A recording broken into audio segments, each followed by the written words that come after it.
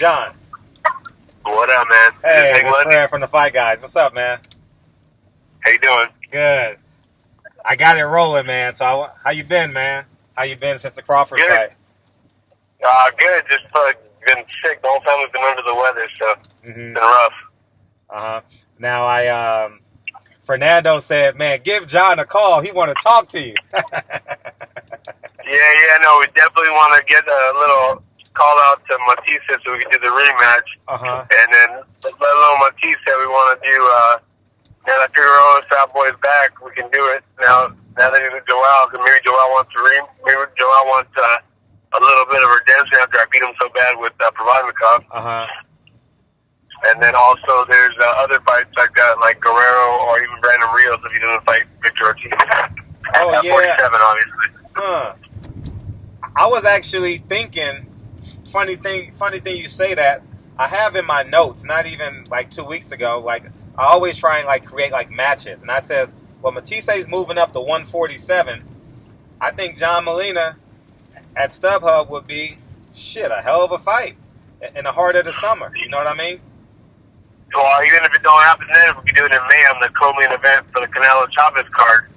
Oh, you're right. Good point. So, good point. That's why I was saying May is a good time, and he's looking for an opponent. Let's do it. The fans say they want to see it again. I'm game. We'll do it at 47. Well, it was fight of the year. Now, exactly. And I don't want to make any excuses on the Crawford fight. I'm not going to talk about that in regards to what went down and how it went down. But all I'm going to say is, in this game, we're always one fight away. So after my next fight, we'll be right back where we need to be. Well, that's what happened with you with Provodnikov. Provodnikov put you right back in the scheme of things. Exactly. You know what I'm saying? Exactly, and that's the way I look at it. I'm not going to look at it as to where the whole Crawford, like I said, that whole fight was just a big blah from Jump Street. But Crawford won, and I'll leave it at that. You know what I mean? I'm not going to make any excuses. He was the better man that night, and he won. Fight fans want to know, though. They would hate me if I didn't ask you, though.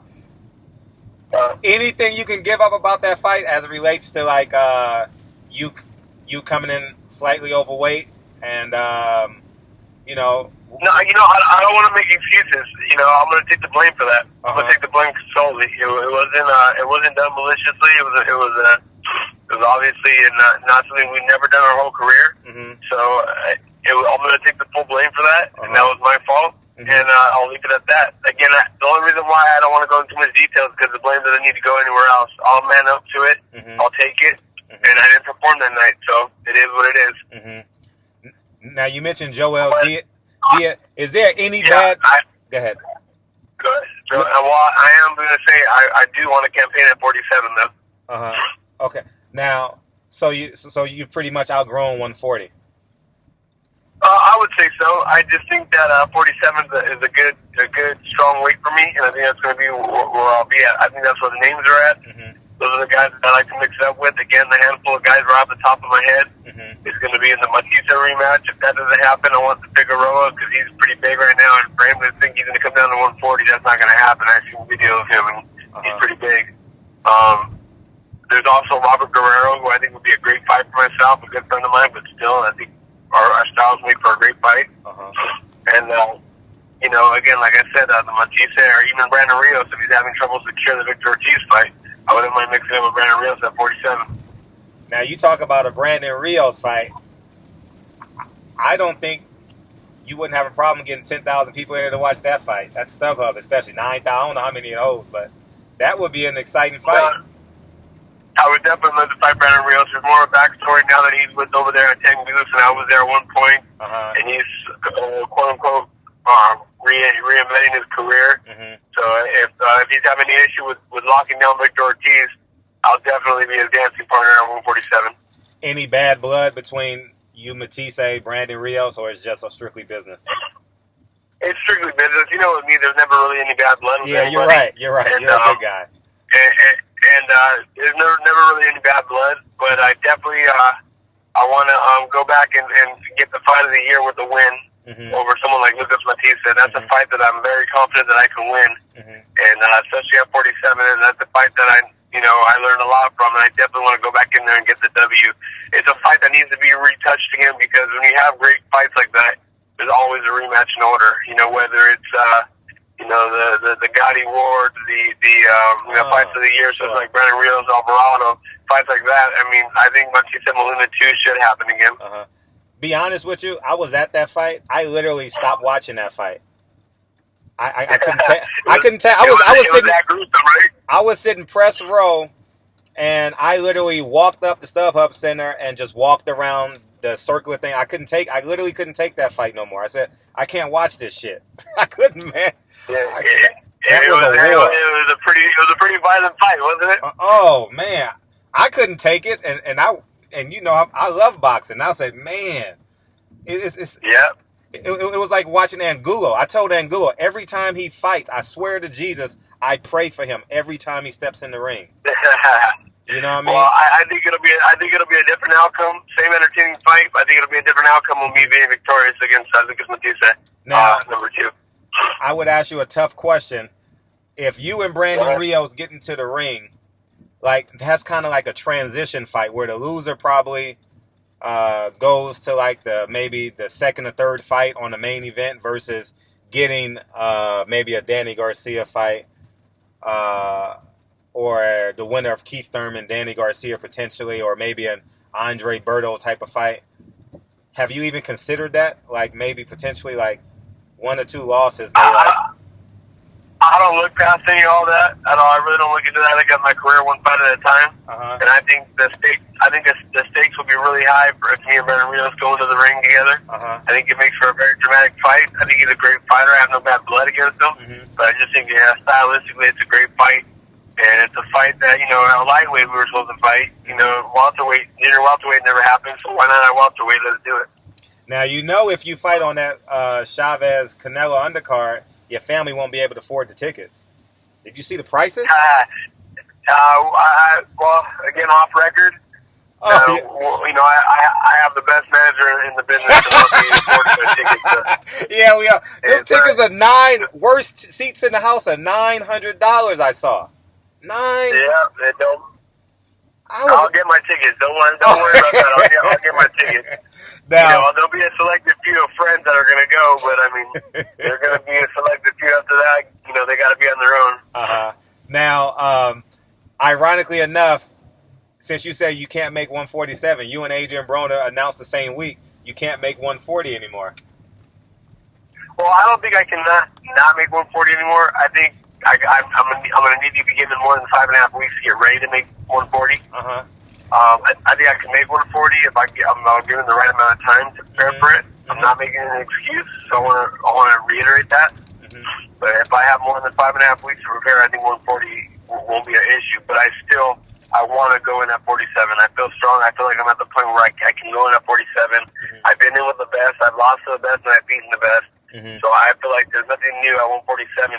Nothing but entertaining fights for me at 147 with all the names that I just mentioned. Who is the best at 147?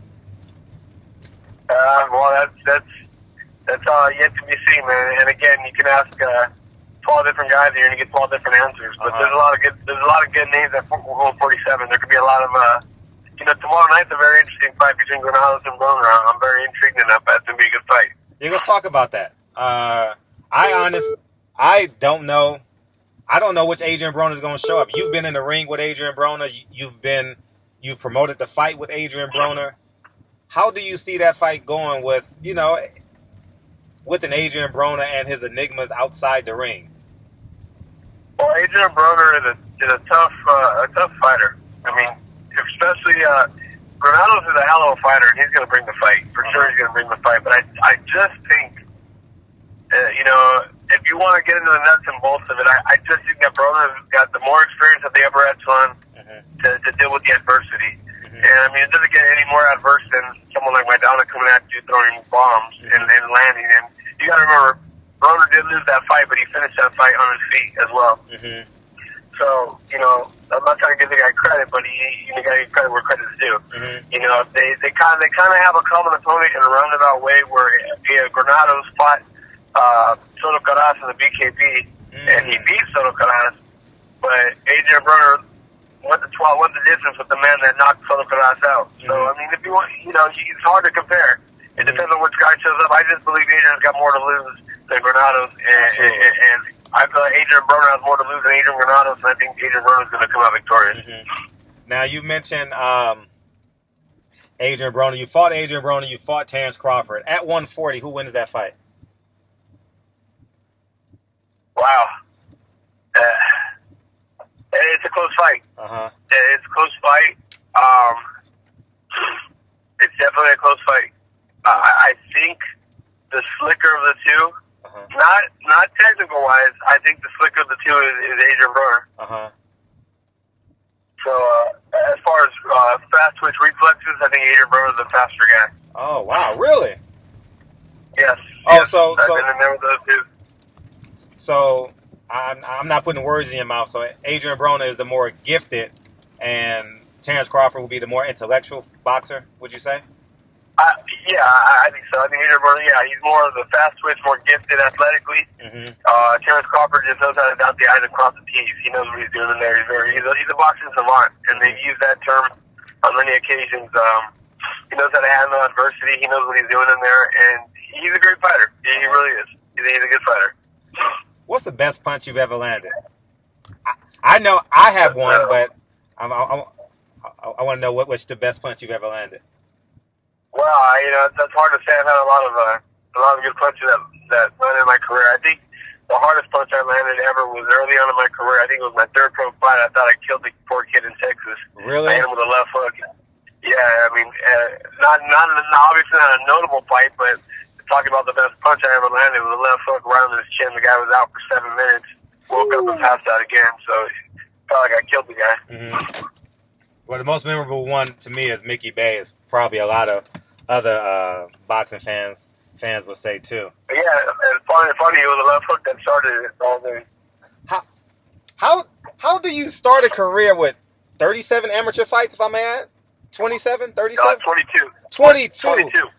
Dude, how does that happen? For real? You know what?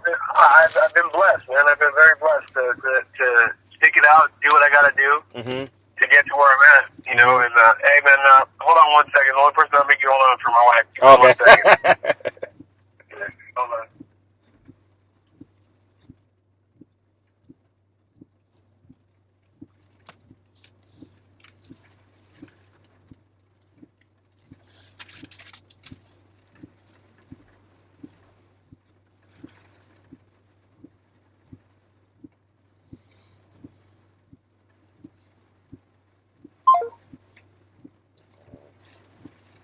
All right, we're back on.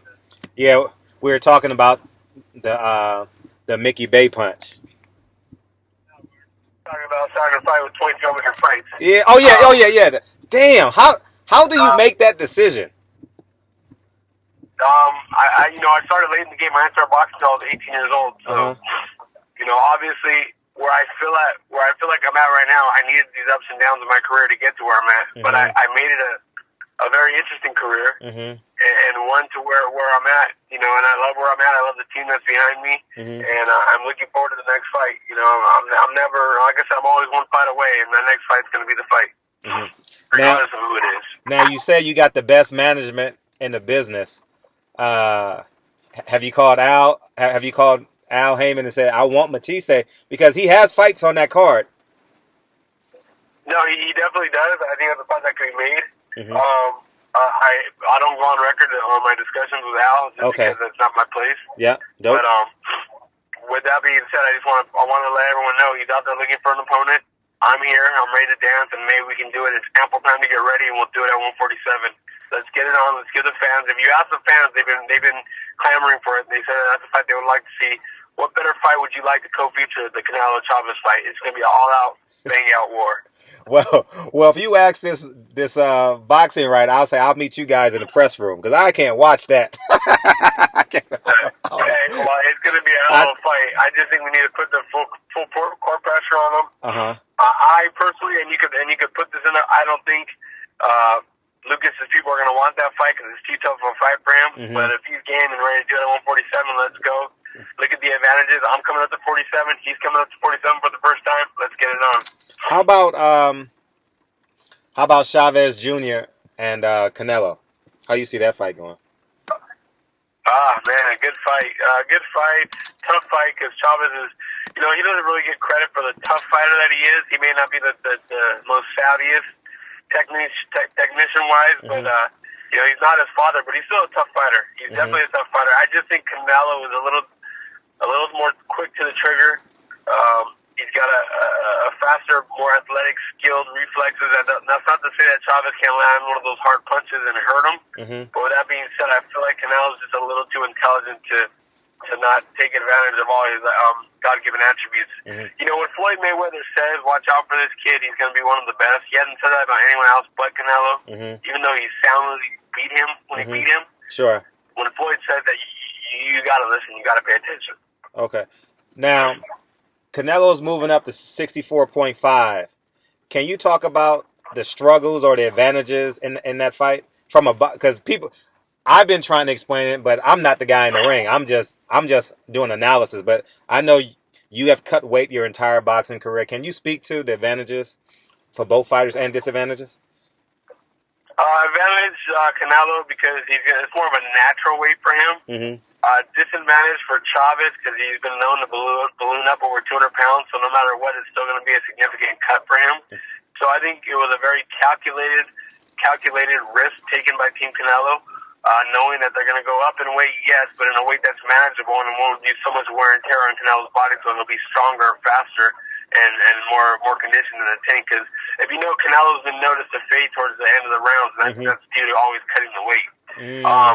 The one that's going to fade early, I believe, is Chavez because, he's been reports that he's close to weight already. But with that being said, he's always ballooned up over 200 pounds. I mean, his proof is in the pudding. You've seen the pictures. You've seen him not make weight. So I think it was a calculated move by Team Canelo to come in at the weight that they're coming in at a manageable weight for Canelo, and one they're still going to squeeze Chavez to get down to that weight. Now, John, you're married, and how many kids do you have now? I have 2 kids. 2 kids. Now, what does your wife say when she see you getting in these wars? It's what I do, man. I have like I always say, I have a lifestyle that I never thought I'd lead because of boxing, and I don't ever want that to change. I love to fight, man. I'm so antsy and itching to get back in the ring, especially with a fight like MATTSYSE or Brandon RIOS or Omar Figueroa. I'm itching to get into that kind of a war again. I want to do it. I don't know. Maybe there was some truth to that fictional character Rocky, where we're just not like other people. It's not like an off switch where we can just turn off. When you want to fight, and that's what it is. Well, Salido revamped his career. What do you have, like 9 or 10 losses or something like that? And now he's like, and now he's a top tier fighter now per se. You know what I mean? And I don't think there's any saying or revamping or this or that. I think I'm one of those old school fighters who's going to fight anybody and everybody. We're going to get it on. We're going to do what we got to do. And I don't look at my fight or my career as in turmoil. I look at my career as I'm always giving entertaining fights. I have a few hiccups here and there, but I learn from them and I get on and move on and do bigger and better things. And I've done that in more recent time than anybody. In what order would you want MATTSYSE or RIOS? In what order? I personally would love MATTSYSE in May. I would love him first. I think it makes sense. We've waited long enough. The fight happened in 2014. We're in 2017. Let's get it on before it doesn't happen. I think it's owed. I think it was a hell of a fight. We're in the record books. It's going down in history as the fight of the year. Let's do it again. He's at 47. I'll be at 47. He's coming up. I'm coming up. It just all makes sense. Canelo Chavez, Al Heyman Golden Boy. Lucas MATTSYSE, John Molina, Al Heyman Golden Boy. Let's do it. sound like you're going to be the PR team. You might as well start your own promotional company now. Right? No, man. I'm going to stick to boxing. But like I said, Lucas is making some noise saying he wants to come back. Don't fight a Kano. Don't fight a Saddam Ali. I'm ready for you. Let's get it at 47. If that's what you want, I think it's the best fight out there for him. And I think the fans wouldn't mind seeing it, especially on the card of the magnitude of Canelo Chavez. I think it'll be a very highly anticipated matchup for Canelo Chavez and a very highly anticipated co-feature.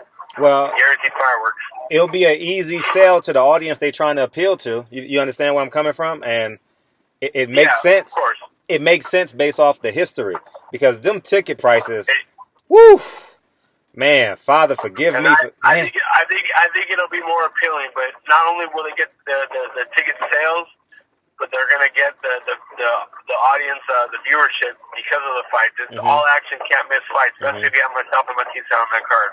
Again, I know he's a TBA right now, so let's fill that TBA. It's plenty of time for me to go into camp right now and get ready for that fight in May. And actually, Golden Boy has had problems on their undercards. You know, their undercards have been, in my opinion, has been really flat. You know, from the Moreau fight against Gabe Rosado, that was a flat fight. Jojo Diaz won 10 rounds. Willie Monroe won 10 rounds. You know, it was like everyone that was under Golden Boy won every round. You know what I mean? So that was... so like I said, I think this fight will be an all-out, drag-out war. I think it makes perfect sense from a business standpoint. It makes perfect sense from a competitive standpoint. It makes perfect sense from a history standpoint. There's no other way to look at it. He needs an opponent. I want to go to 47. He's fighting at 47. I think it needs to happen. The masses want it to happen. I'm game. There's plenty of time to get into camp now. Let's do it. How about you and Brandon Rios? How does that fight shape out? I think it's a great fight. I think Brandon's a hell of a fighter. I think it's another can't-miss fight. I think there's more backstory behind it because Brandon Rios is now with 10 Goose Boxing. You know, I was formerly with 10 Goose Boxing, so there is some history there. I think Brandon's a great fighter, and I think it'll play out very well. I think there'll be the history behind it. I think there'll be the bad blood. Now, when I say bad blood, I mean just rivalry. There'll be the rivalry. There'll be an all-action fight that we know Brandon Rios is not taking a backward step. I will not take a backward step, and we'll do it at 47. What bothers you about boxing today? Nothing bothers me per se about boxing today. I just like the position I'm in. I like the fights that I get in, and I like the fans that respect the fights that I get in. Yeah, I have the hiccups that I do have with the fights, like I have with Crawford and the owners. But whenever I'm in the fight with the fight that like I called out with MATTSYSE or someone like a Provodnikov or someone of that nature, we know it to be all action entertainment, non-stop slugfest. So nothing really per se bothers me about boxing. But I'm about fighting. What do you love about boxing outside the ring, besides the fighting? It's just something in me, man. I love to fight. I really do. It's just I love the one-on-one competition. I love that your destiny's in your own hands when you're in that ring. And it just I couldn't imagine myself doing anything other than fighting. I really couldn't. I mean, other than commentating, yeah, but I mean, fighting is something that I'm very passionate about. And I feel good. My body feels good, and I want to mix it up in a big fight. I've been getting very. It's funny. I've been getting very agitated. Not agitated, but how can I say anxious? I want to hurry up and get into a fight. Now you've had some names. What names have come up in addition to MATTSYSE and Rios? MATTSYSE, Rios, Omar Figueroa is another name I think that's out there, but I think he's been out for some time. Again, I don't think Joel Diaz and Omar Figueroa will be brave enough to take that fight right now because he's been out for so long. But that's another fight that we can do down the road this year. Needs to happen. You know, there's other fights out there. You know, there's a lot of fights out there on 47. How about Sammy Vasquez? You know, How about you and Sammy Vasquez? Even myself and Luis Collazo would be a great fight. Woo! That would be a hell of a fight. You and Luis Collazo, that would be a... I would love to fight Luis Collazo, given the impressive victory he had over Sammy Vasquez. I think Sammy Vasquez is a good fighter, but with all due respect, I'd much rather have Luis Collazo at this point. I think he's a proven warrior. I think he's revamped his career. I think he had a very impressive knockout victory, not over only Sammy Vasquez, but over someone like Victor Ortiz, who, again, everyone has a question mark over his heart and his chin, but he still did it in extraordinary fashion. Earl Spence, Carol Brook. Ooh, that's a tough fight, man. That is a tough fight to pick. I don't even know which side to lean towards. I think Earl Spence is a hell of a fighter, but if I'm gonna bet right now on this day, I would bet Cal Brook with the victory. Garcia Thurman. another tough fight, man. That is another tough fight because I can see why people have Keith Thurman as the favorites, but I can also see Danny getting away with the victory because every time Danny was ever an underdog, he's come out victorious. And he can fight, man. The guy figures out a way to win. And everyone's always said there's some holes about Keith Thurman, but if there is some holes, he's always capitalized on them and come back to be victorious. I mean, he got hurt with Soto Caras, he got hurt with Diego Chavez, he got hurt with other people, other fighters to the body, to this and that, but he still has got the guy out of there and knocked him out. So he knows how to deal with adversity. So that's really a great fight. I think the people that are comparing that fight to like a Sugar Ray Leonard, Hagler type fight, it's true. These guys are hot right now at 47. They're both pound for pound guys in my opinion, and it's a pick'em fight. I think 3-1 favorite for Thurman is a little much. I think it's more of a pick'em fight, maybe 2-1 or 1.5 to 1. What fighter would you pay to see? What fighter would I pay to see today? Yeah. Wow. It depends, man. It depends on what you like. I like boxer punchers, and I think Thurman's a boxer puncher, man. He makes things entertaining. He has some vulnerabilities, and he has the power to get guys out of there. So I think Thurman's one of the guys that I enjoy to go watch. Okay, last question. I know you got to run. Triple G Jacobs. Very intriguing fight. Very intriguing fight. Triple G has shown again, like I said, every fighter shows some holes in their armor. But guys like Triple G and Keith Thurman, they always pull the fight out of the fire, or they never allow the fight to get into the fire because of their punching power. But then you have a guy that's equally as powerful, but is vulnerable as well, can get caught with a punch. So that's another pick'em fight. I'm sure there's going to be a slight edge of siding with Triple G, given the fact that there was a flash knockout with Jacobs in the Sergio Moro fight. Oh, yep. But I think he's a smart enough fighter to do his homework. I think he is another calculated risk, and I think he's very confident going in there to be victorious. Another good fight that I'm very intrigued to watch.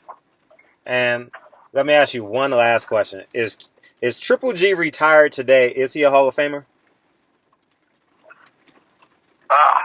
You can't knock the guy for what he's done. He's beaten every guy he was supposed to beat, and he's done his job every time he's gotten in the ring. But I don't want to talk bad about Triple G because he's a hell of a fighter and he's pound for pound one of the best punchers in the business. But I think in order to be great, talking crap about Canelo coming up, he should have moved up and fought Andre Ward when that fight was possible. Sure. So there's a lot of oohs and ahs. I think his career was very well maintained, very well orchestrated. I would have been very intrigued to see the fight with Triple G and Andre Ward at 68. I think it would have played out like a Kovalev Ward. I think Ward is too intelligent, too much of a boxing savant, and would have put handcuffs on him. I appreciate you, man. Thanks for taking this 30 minutes of your day. I know you got a family.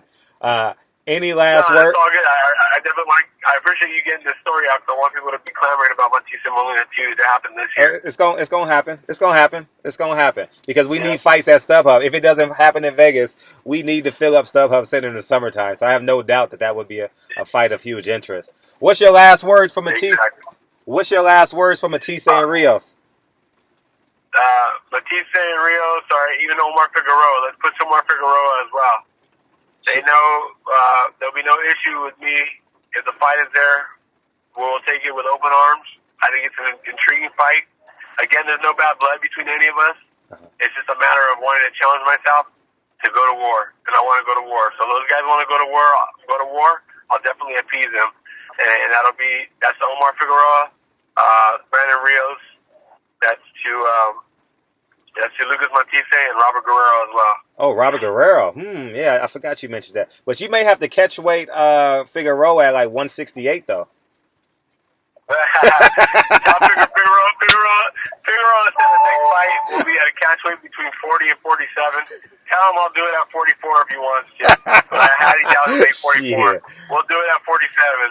Man, some tea leaves told me, man, they've been trying to get him in the ring, but he can't make weight. He can't cut weight. He's not. No, Mm-hmm. For the way he's back in camp, the way he looks from an outside perspective, he looks like he's light years away from 47. Mm-hmm.